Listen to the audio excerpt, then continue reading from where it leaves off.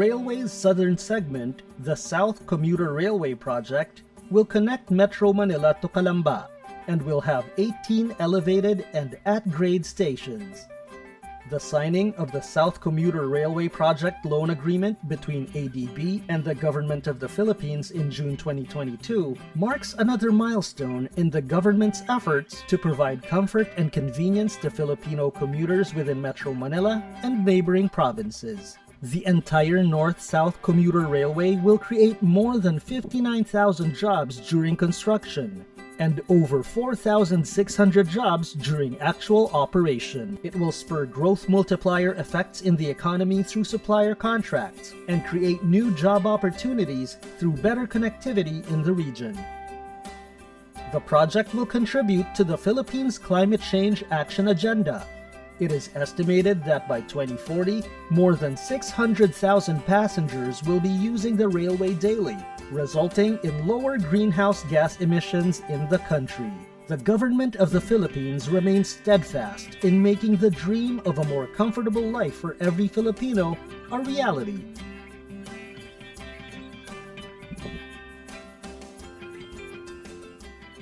Good morning po mga bayan. Welcome po muli sa ating panibagong update dito po sa Santa Rosa City, Laguna sa ginagawa ngayong precast yard na kung saan dito po ina-assembly at ginagawa mga kabayan yung mismong segmental box girder.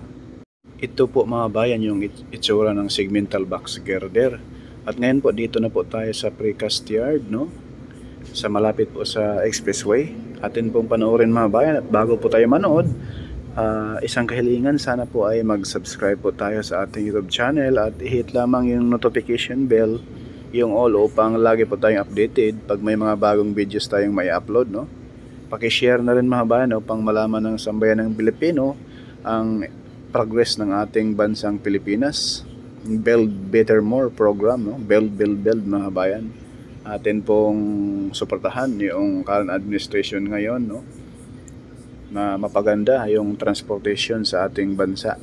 Mula po roon mga bayan sa Clark, Pampanga hanggang dito sa Calamba City, Laguna ay may habang 147 kilometers po itong PNR NSCRs from north to south. Ito na po mga bayan yung precast yard dito po sa Santa Rosa City, Laguna. Comment po down below mga bayan sa ating mga bayan abroad, sa ating mga OFW dyan.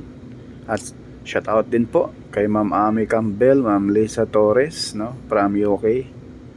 At sa lahat ng taga Cebu dyan, magandang umaga, maayong buntag sa atong mga kaigsunan diha.